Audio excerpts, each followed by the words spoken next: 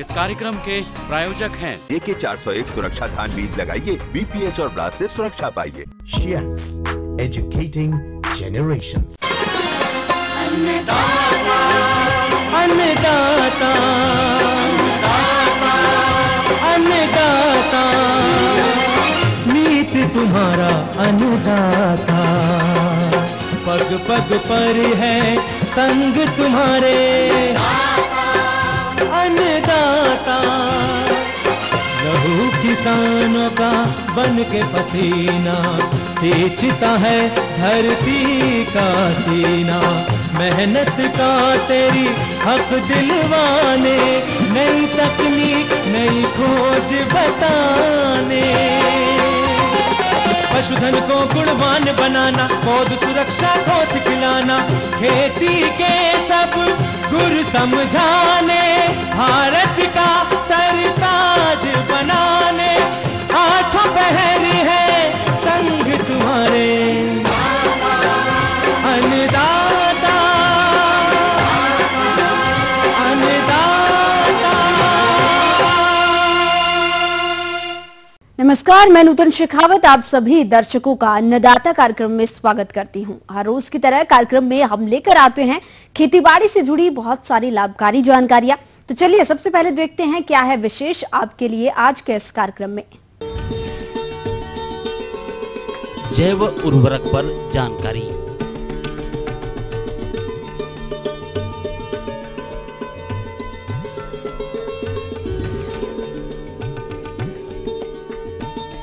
प्याज की खुदाई पूर्व एवं पश्चात के प्रबंधन कार्य।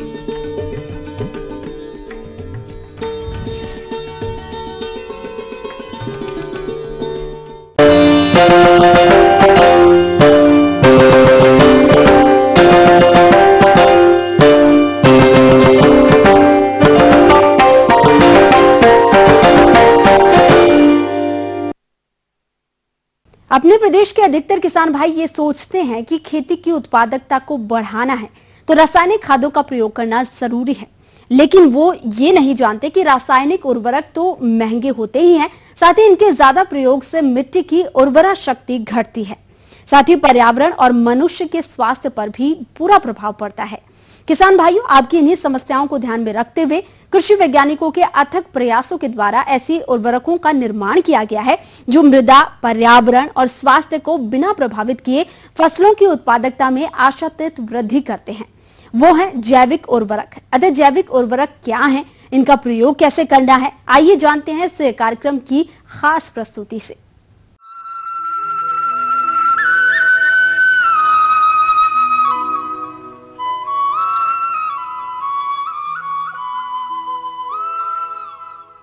किसान भाइयों, आपकी इस समस्या को देखते हुए कृषि वैज्ञानिकों ने अथक प्रयास के द्वारा ऐसे खाद का निर्माण किया है जो मिट्टी, पर्यावरण एवं स्वास्थ्य को प्रभावित किए बिना उत्पादकता में आशातीत वृद्धि करते हैं। ये है जैव उर्वरक, जिसे बायो फर्टिलाइजर कहते हैं।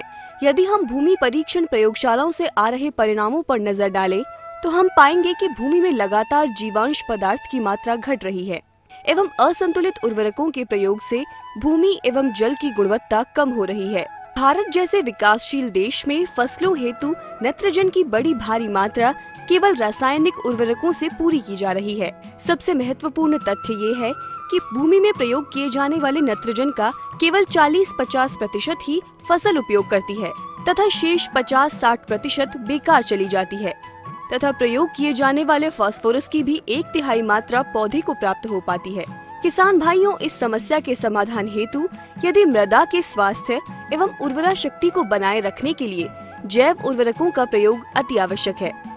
ये एक सस्ता, सुलभ एवं प्रभावशाली और प्रदूषण रहित है। जैव उर्वरकों में पौधे के सभी पोषक तत्व मौजूद रहते हैं। इसके उपयोग से मृदा में पानी धारण करने की क्षमता, मृदा का तापक्रम एवं मृदा में वायु संचार की क्षमता बढ़ जाती है।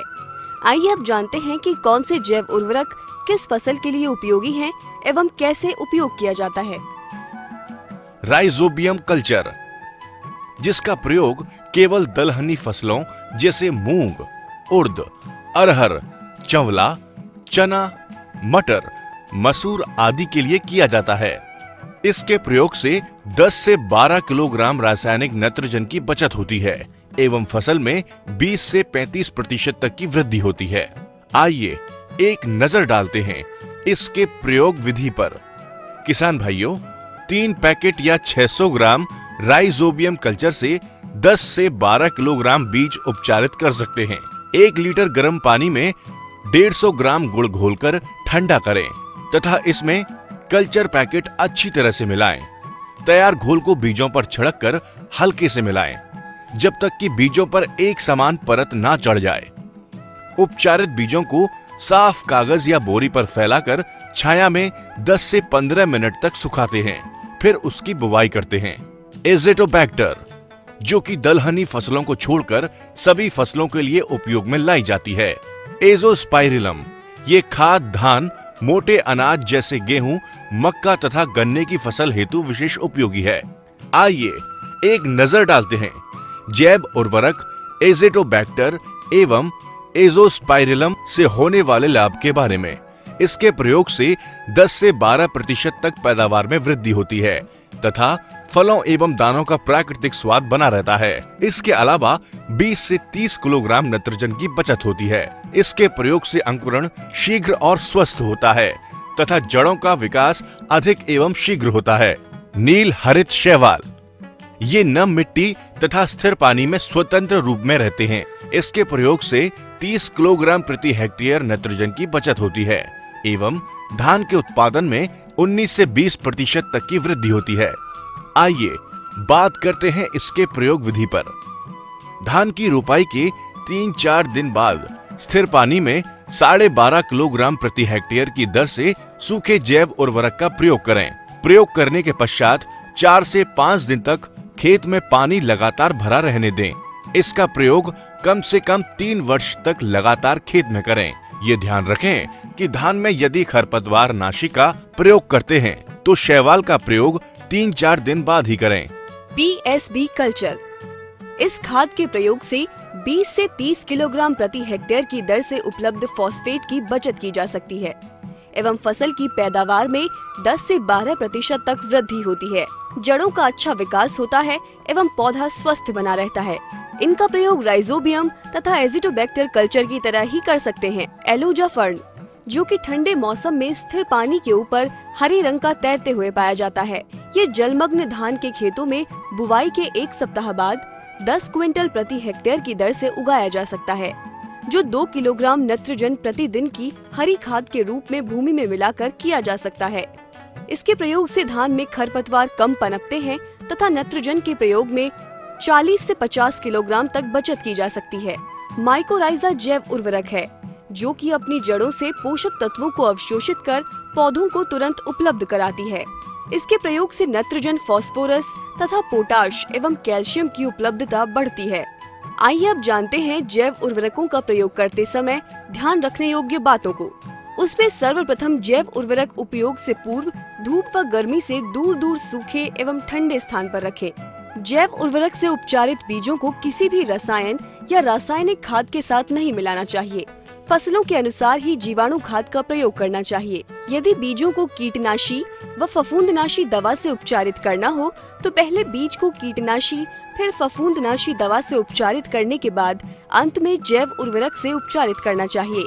जैव उर्वरकों का प्रयोग पैकेट पर लिखी अंतिम तिथि से पहले ही करना चाहिए। किसान भाइयों, यदि आप जैव उर्वरकों का प्रयोग बताए अनुसार फसलों में करते हैं तो आप रासायनिक उर्वरकों पर होने वाले खर्च को कम करते हुए ली जाने वाली फसलों से गुणवत्ता युक्त अधिक उपज प्राप्त कर सकते हैं।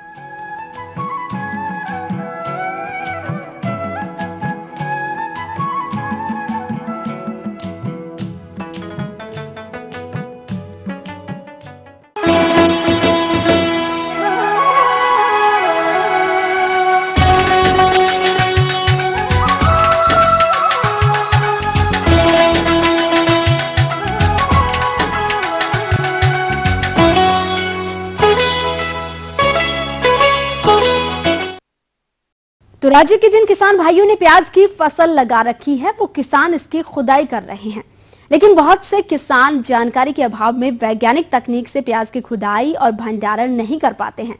परिणाम स्वरूप प्याज को लंबे समय तक सुरक्षित नहीं रख पाते। तो किसान भाइयों, अब किस प्रकार से करें प्याज की खुदाई और भंडारण, इस बारे में जानकारी दे रहे हैं एक वैज्ञानिक डॉक्टर राजेश जलवानिया। किसान भाइयों, मेरा नाम राजेश जलवानिया। जैसा कि किसान भाइयों आप सब जानते हो कि प्याज की जो पूरा जो मार्केट है वो प्याज के कंद पर निर्भर करता है।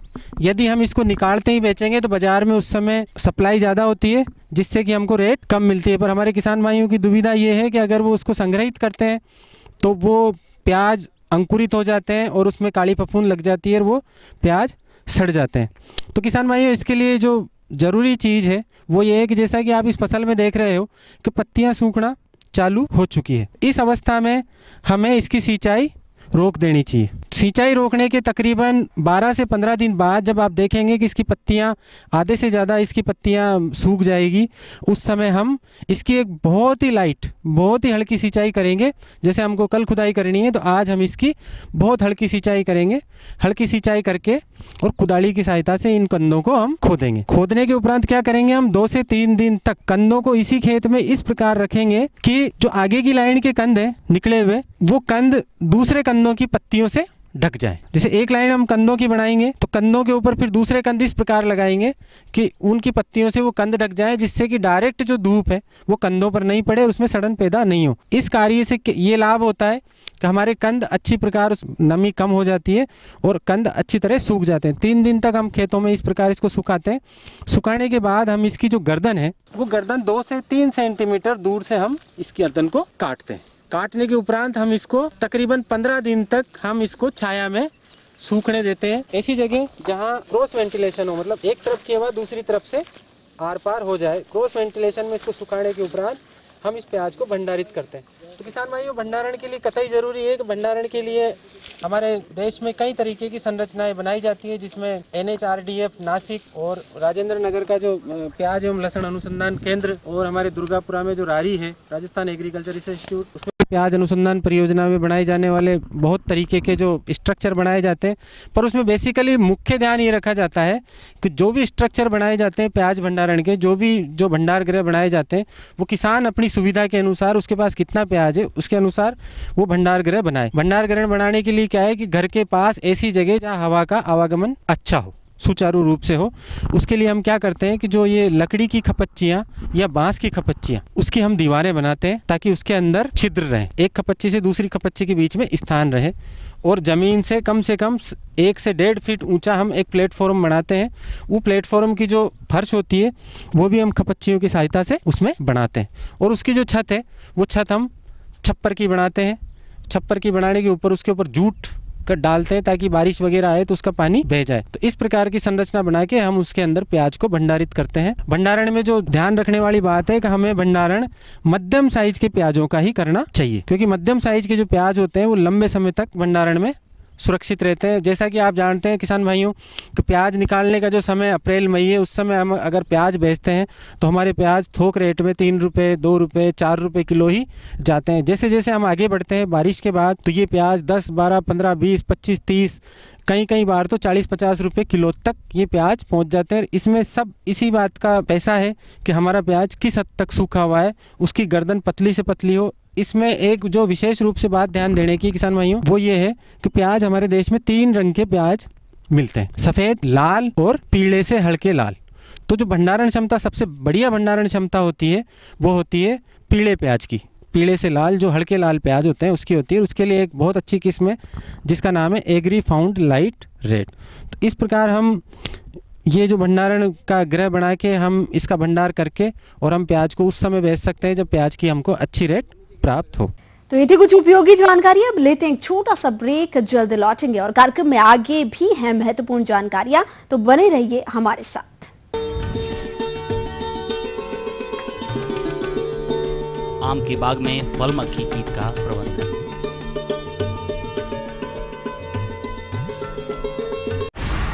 ये नहीं है कोई परियों की दास्तां, ना ही सास बहू की है ये कहानी।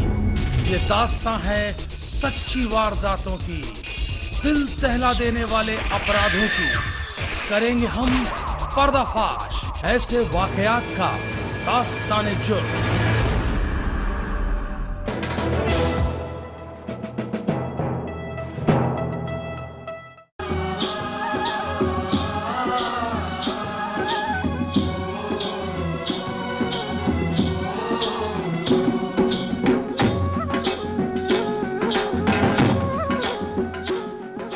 ब्रेक के बाद एक बार फिर से आप सभी दर्शकों का अन्नदाता कार्यक्रम में स्वागत है। बढ़ते हैं अगली प्रस्तुति की ओर।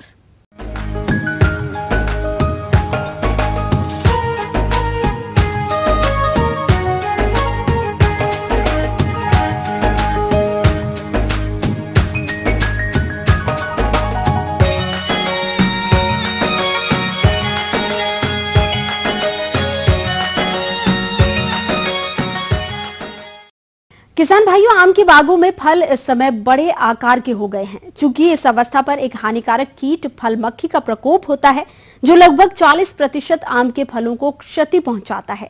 परिणाम स्वरूप बागवान भाइयों को काफी क्षति का सामना करना पड़ता है।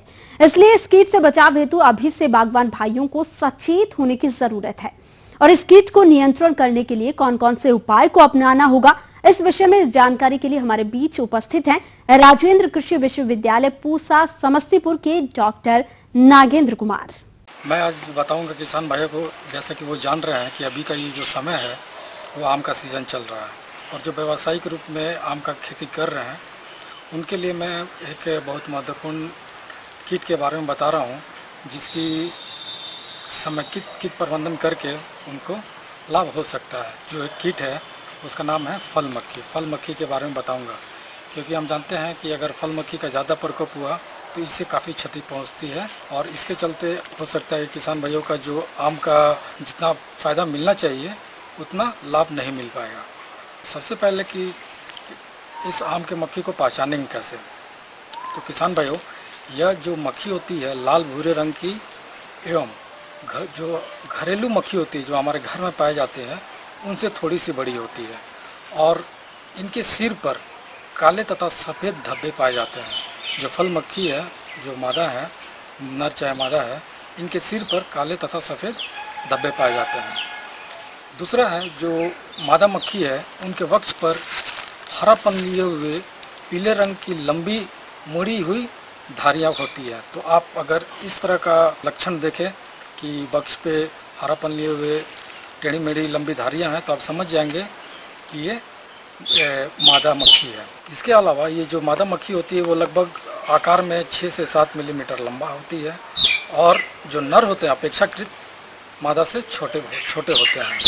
और आप ये जानें कि अगर जहाँ पे समान तापमान है, मतलब कि टेम्परेचर का ज़्यादा फ्लक्चुएशन नहीं होता है, वहाँ पर ये फल मक्खी सालों भर पाई जाती है और ये अंडे समूह में देते हैं और ये फल के अंदर ही देते हैं। ये जो अंडे हैं, जैसे ही फल के अंदर अंडा मादा देती है 3 दिन के अंदर वो फूट जाता है और जो उसमें से जो पिल्लू निकलते हैं वो धीरे धीरे फल को खाना शुरू करते हैं और वो लगभग 6 से 30 दिन तक का समय लगाते हैं वयस्क होने में। और जो पिल्लू का जो लास्ट स्टेज होता है वो फल खाने के बाद वो ज़मीन पे गिर पड़ता है, ज़मीन पे आ जाता है, मिट्टी के अंदर वो अपना शुष्क जो अवस्था है उसको पार करता है और ये लगभग 6 से 44 दिन तक मिट्टी के अंदर रहते हैं और इसके बाद फिर वयस्क जो है वो बाहर निकल जाते हैं। तो यही इसका जीवन चक्र है। अब किसान भाइयों मैं इसके प्रबंधन के बारे में बताता हूँ। तो सबसे पहले तो ये है कि इस कीट के प्रकोप से बचने के लिए आप अर्ली हार्वेस्टिंग कर सकते हैं। दूसरा है आप अपने बागीचे की साफ सफाई हर सप्ताह करें और गिरे हुए फल चुनकर वहाँ से हटा दें या जमीन के अंदर उसको गाड़ दें। अगले सीजन के लिए मैं बता रहा हूँ, जाड़ के मौसम में आप पेड़ के चारों ओर प्लाविंग करें ताकि जो मिट्टी है ऊपर नीचे हो और जो पीपा है वो सन के संपर्क में आने से नष्ट हो जाता है या मर जाता है। नेक्स्ट क्या है कि अगर आपका बागीचा है तो उसमें आप फ्रूट फ्लाई जो फल मक्खी है उसका मॉनिटर कर सकते। जो बागीचा है उसमें कितना प्रकोप हो रहा है, इसके लिए आपको क्या करना है कि मिथाइल यूजिनॉल ट्रैप का हम इस्तेमाल करते हैं। इसके लिए आप मिथाइल यूजिनॉल और मालाथियान इनका मिक्सचर बनाएं 6:4:1 रेशियो है, मतलब 6 भाग इथेनॉल, 4 भाग मिथाइल यूजिनॉल और 1 भाग मालाथियान। आपको करना क्या है कि फल आने के बाद यानी कि जो अप्रैल के महीना के बाद आप 1 हेक्टेयर में लगभग 10 इस तरह का ट्रैप लगा सकते हैं और ये जो ट्रैप लगाएंगे लगभग 3 से 4 फीट ज़मीन से ऊपर लगाएंगे। तो ये करके आप मॉनिटर कर सकते हैं कि आपके बागीचे में कितना फल मक्खी का प्रकोप हो रहा है। इसके उपयोग से भी जो फल मक्खी है इसकी रोकथाम हो सकती है। अगर आपको फल तोड़ना है तो इसमें एक सावधानी रखें कि फल तोड़ने के 3 सप्ताह के पहले अगर आप डेल्टा मेथ्रिन का 2.5 EC @ 0.5 ml पर लीटर और एजारेक्टिन 2 ml पर लीटर उपयोग करें। मतलब अगर फल तोड़ना है जब आप तोड़ने का शेड्यूल्ड है उससे 3 सप्ताह पहले आप जो मैंने ये कीटनाशक बताया है उसका प्रयोग करेंगे तो आप इस फल मक्खी से निजात पा सकते हैं।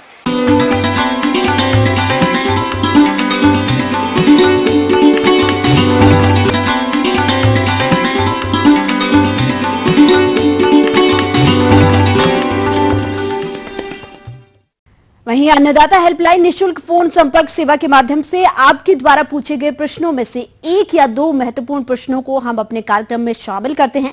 इसी के तहत आज का चयनित प्रश्न और उसका जवाब इस प्रकार है।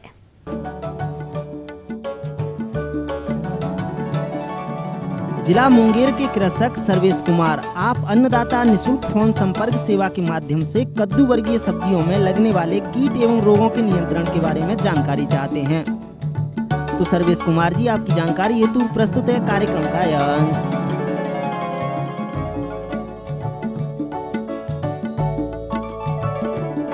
कद्दू वर्गीय फसल में कुछ कीड़े लगते हैं, बीमारियां होती है जिससे कि फसल को नुकसान पहुंचता है और उपज में कमी आती है। जैसे कि लत्तर वर्गीय जो सब्जियां हैं उसमें कद्दू का लाल भृंग ये कीड़ा लगता है, जिसको रोकने के लिए मेलाथियान नामक दवा यदि धूल का इस्तेमाल करते हैं तो 5% धूल 20 किलोग्राम प्रति हेक्टेयर की दर से, या तरल का इस्तेमाल करते हैं तो मेलाथियन 50% EC 2 लीटर प्रति 1000 लीटर पानी में घोलकर छिड़काव करें पत्तियों पर। इसके अलावे गाय के गोबर के राख में थोड़ा किरासन मिलाकर पौधे में अगर सुबह में छिड़काव करे तो इसका प्रकोप कम होता है। इसके अलावा क्लोरोपाइरिफॉस नाम का दवा भी 20 केजी प्रति हेक्टेयर की दर से अगर इस्तेमाल करते हैं तो इस कीड़े से मुक्ति मिलती है। इसके अलावा एपिलेक्ना बीटल यदि इसका प्रकोप आता है बिंदीदार भृंग का, तो इसको रोकने के लिए मेलाथियन 50% EC 2 लीटर प्रति 1000 लीटर पानी में घोलकर प्रति हेक्टेयर की दर से छिड़काव करें। इसके अलावा कद्दू वर्गीय फसल में फल विगलन रोग भी बहुत लगता है। इसके लिए फॉर्मलिन 2% का छिड़काव बुआई से 15 दिन पूर्व करना चाहिए और फल आने के पहले बुआई के बाद कॉपर ऑक्सीक्लोराइड 3 ग्राम प्रति लीटर का छिड़काव 15 दिनों के अंतराल पर 3 बार करें। जड़ विगलन मुरझा रोग भी लगता है, इसके लिए कॉपर ऑक्सीक्लोराइड का 2 से 3 ग्राम प्रति लीटर पानी में घोलकर छिड़काव करें, जिससे कि मुक्ति मिलेगी। इसके अलावा यदि एंथ्राकनोज नामक बीमारी लगती है तो उसके लिए कार्बेंडाजिम 2 ग्राम प्रति किलो बीज से उपचार करके ही लगावें और खड़ी फसल में मैंकोजेब 2.5 ग्राम प्रति लीटर पानी में घोलकर छिड़काव करें, तब आपका फसल सुरक्षित रहेगा। लेकिन ध्यान रहे माने जमीन में नमी की कमी नहीं होने पर। जिला सुपौल के कृषक रुदल, आप अन्नदाता निशुल्क फोन संपर्क सेवा के माध्यम से दुधारू पशुओं के नवजात बच्चों के नाभि संक्रमण से बचाव एवं निदान के बारे में संपूर्ण जानकारी चाहते हैं। तो रुदल जी, आपकी जानकारी हेतु प्रस्तुत है कार्यक्रम का यह अंश।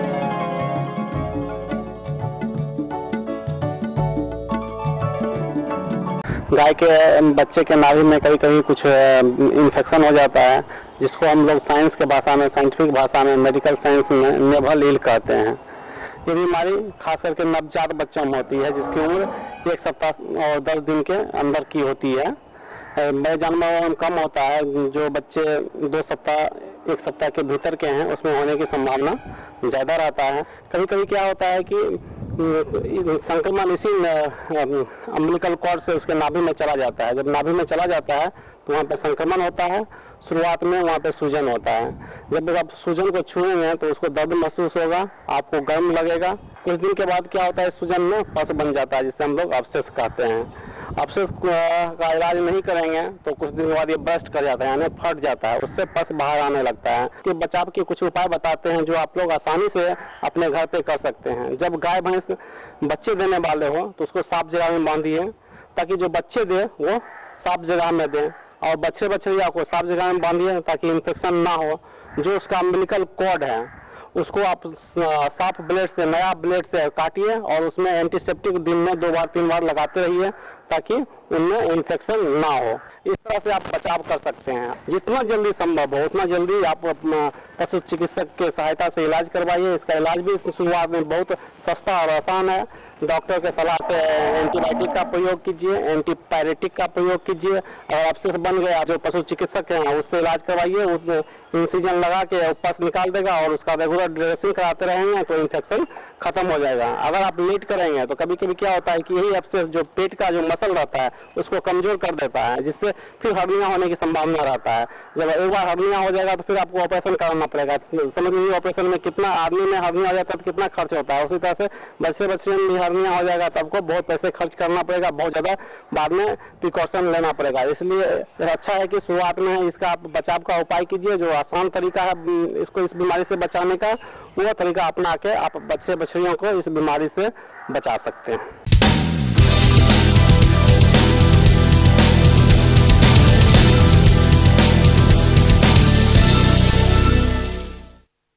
राज्य की विभिन्न मंडियों में कृषि उत्पादों के चढ़ते उतरते बाजार भाव की संक्षिप्त जानकारी इस प्रकार है।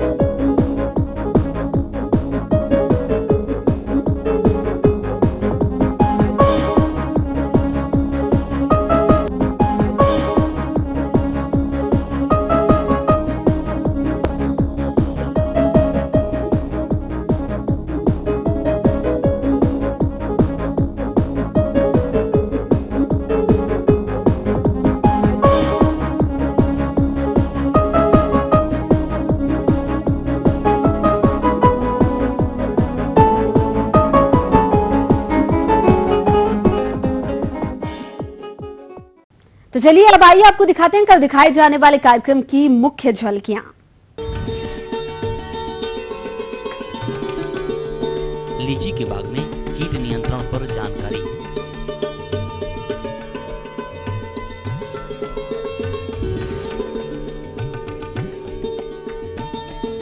यूरिया द्वारा सूखे चारे की उपचारण तकनीक।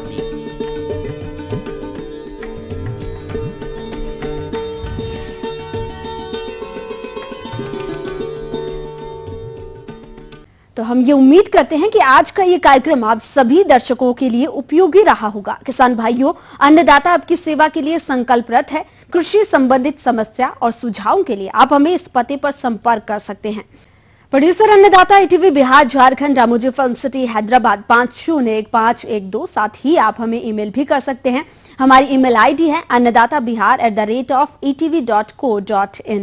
इसके अतिरिक्त आप हमें निःशुल्क हेल्पलाइन नंबर 180042540885 पर दोपहर 2 से 3 बजे के बीच संपर्क कर सकते हैं। तो फिलहाल अन्नदाता की पूरी टीम को दीजिए इजाजत। कल फिर इसी समय आपसे मुलाकात होगी कृषि संबंधित कुछ और रोचक जानकारियों के साथ। नमस्कार। इस कार्यक्रम के प्रायोजक थे AK401 सुरक्षा धान बीज लगाइए, BPH और ब्लास्ट से सुरक्षा पाइए। Shiats, educating generations.